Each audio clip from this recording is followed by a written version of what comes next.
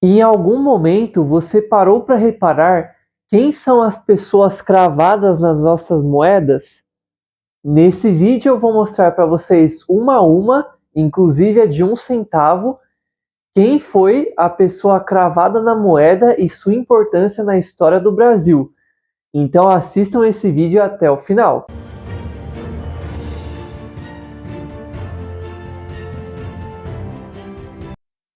E aí, pessoal, Moedas do Mundo começando. Para quem não me conhece, eu sou o Bruno, colecionador de cédulas e moedas.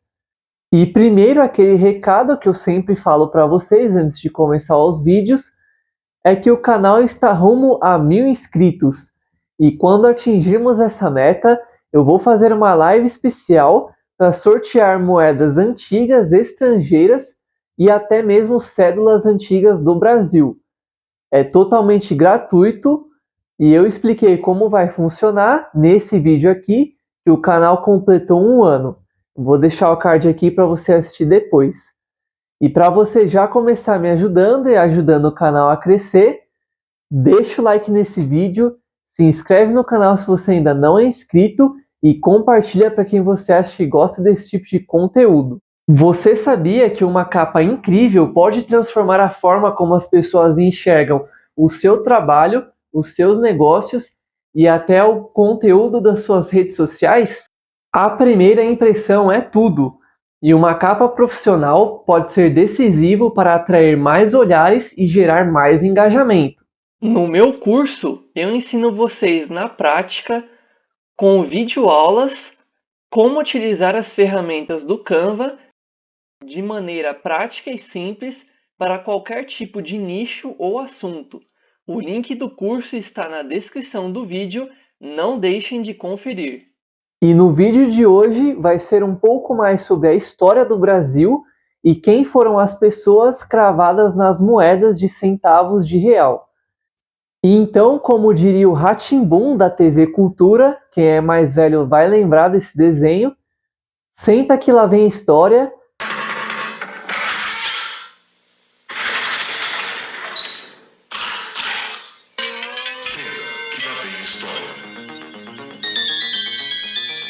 E pega aquele cafezinho e vamos lá ver as moedas. Então tá aqui, pessoal, todas as moedas de centavos de real, que não é novidade para ninguém, né?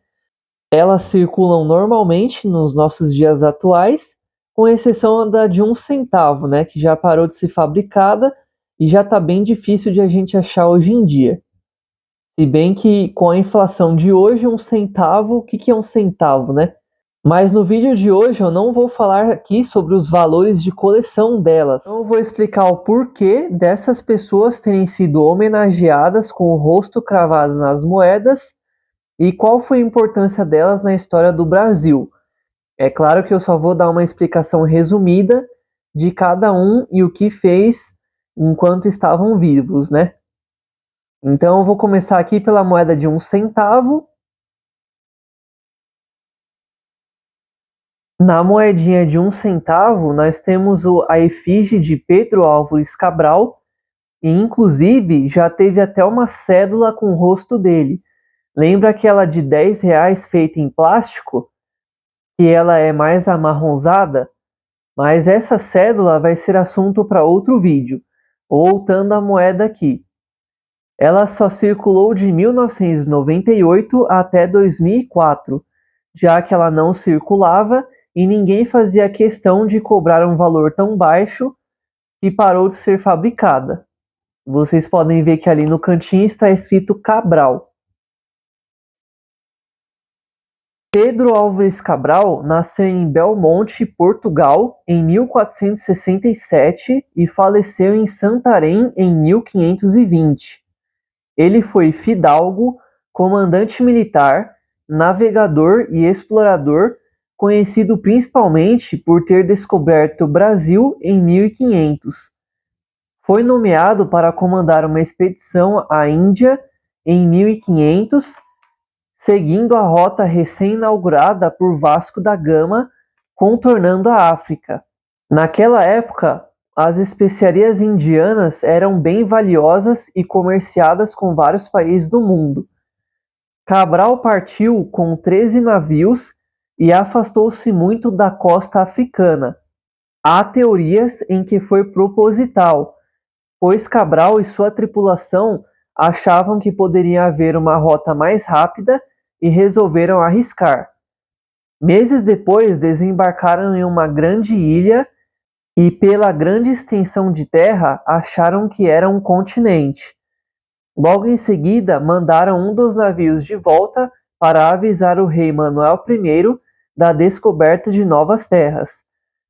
O primeiro nome dado pelos portugueses foi Ilha de Vera Cruz, mas também teve uma variação religiosa chamada de Terra de Santa Cruz. Lá eles encontraram os nativos e os chamaram genericamente de índios, já que eles queriam chegar na Índia. Trocaram presentes e objetos sem muito valor em troca de aprender com os índios sobre caça, pesca, agricultura e até usar sua mão de obra. Uma das árvores mais utilizadas pelos índios para pintura corporal, de cor avermelhada, era o pau-brasil. Daí o nome do país passou a se chamar Brasil em 1527. Então essa foi um pouco da história de Pedro Álvares Cabral. É claro que foi só uma forma resumida e ele fez muito mais que isso, né? E agora vamos para a próxima moeda. A próxima moeda é a de 5 centavos, que tem a efígie de Joaquim José da Silva Xavier, o famoso Tiradentes, com o triângulo da bandeira dos Inconfidentes, sobreposto por um pássaro que representa a liberdade e a paz. E além dessa moeda, Tiradentes também apareceu na antiga moeda de 5.000 cruzeiros. E se você quiser saber mais, eu vou deixar o card do short ali no cantinho do vídeo, para você assistir depois. Tiradentes nasceu em 12 de novembro de 1746 e faleceu em 21 de abril de 1792.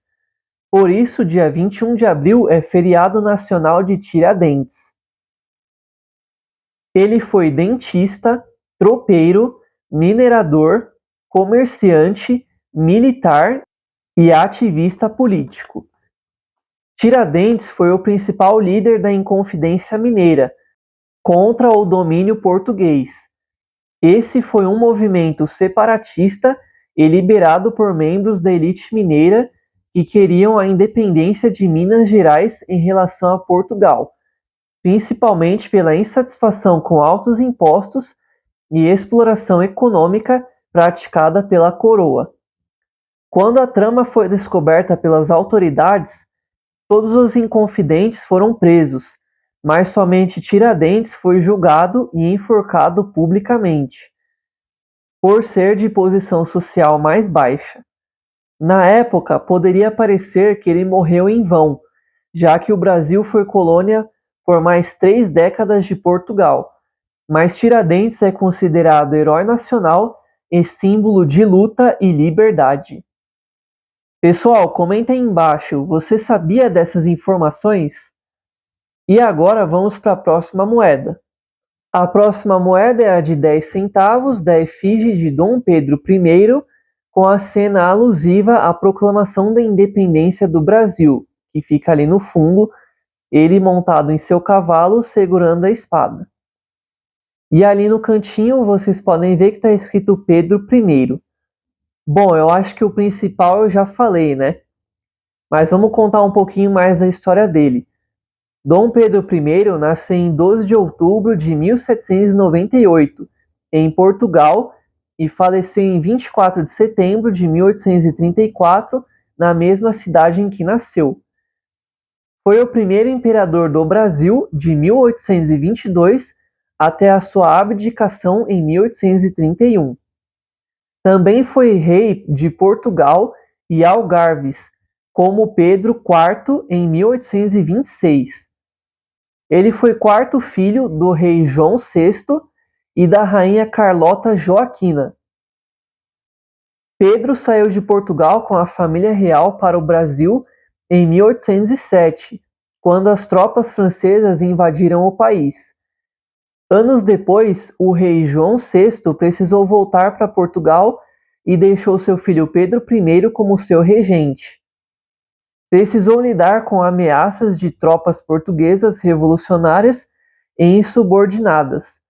Desde 1808, o Brasil tinha adotado grande autonomia política, porém a ameaça do governo português de revogar essas liberdades criou grande descontentamento na colônia.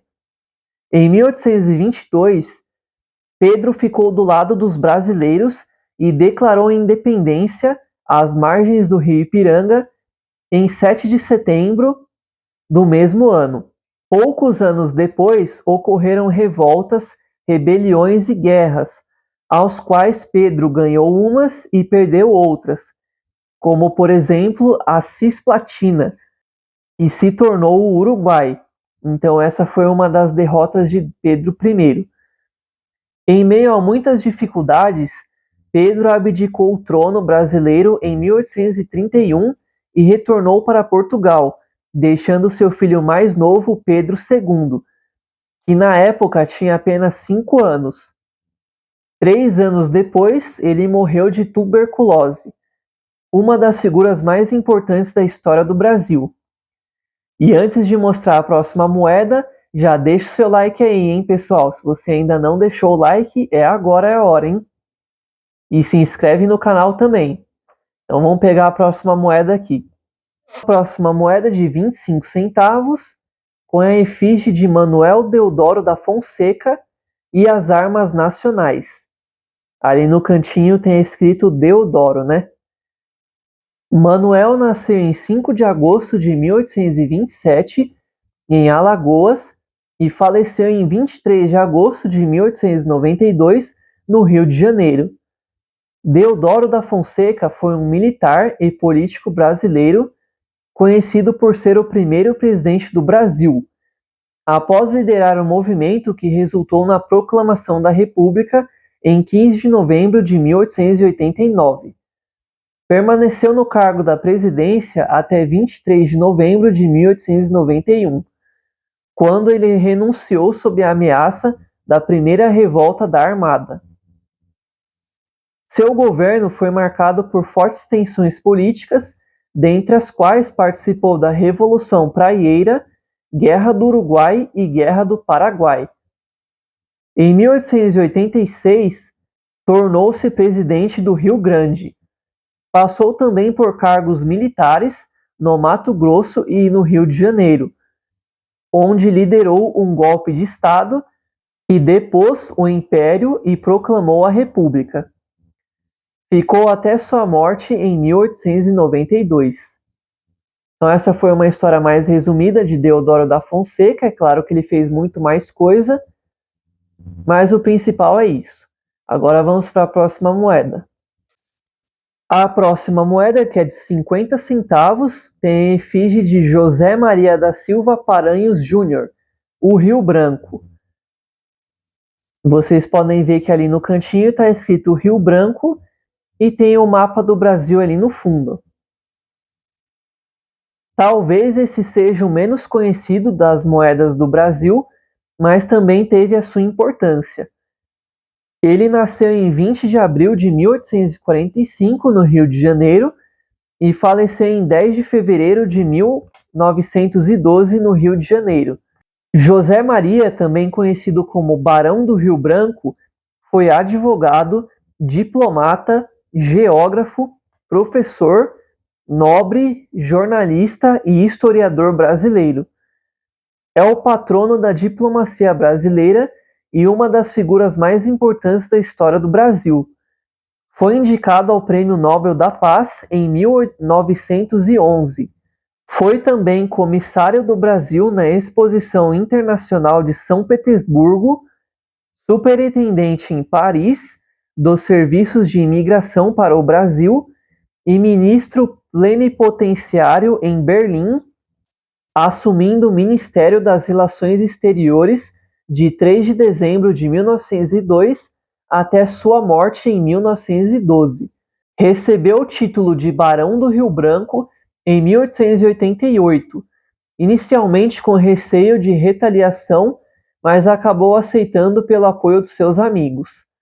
E o Barão do Rio Branco foi muito importante na história do Brasil devido à sua habilidade de negociação com outros países, renúncias e também pelo seu conhecimento em fazer acordos com outros países, em que beneficiasse ambas as partes. Além disso, teve muito destaque a sua diplomacia com outros países para que não houvessem revoltas nem guerras e também relações comerciais. E por muitas dessas negociações, o Brasil se tornou o que é hoje. E agora a última moeda, que é a de R$1, ela não tem uma pessoa e sim a efígie da República, que ela representa a República do Brasil. Pessoal, comenta aí embaixo se você gostou do vídeo e se essas informações foram relevantes para você sobre a história do Brasil. E se você tem aí na sua casa moedas antigas, mas você não sabe quanto elas valem e nem para quem vender, eu recomendo que vocês assistam esse vídeo aqui, que eu indico compradores de moedas antigas. E eu também indico para vocês esse vídeo aqui, que eu falei da cédula da Baiana, que era de cruzeiros reais. E tá bem interessante também. Então é isso, obrigado pelo acesso e semana que vem tem mais conteúdo. Valeu, pessoal!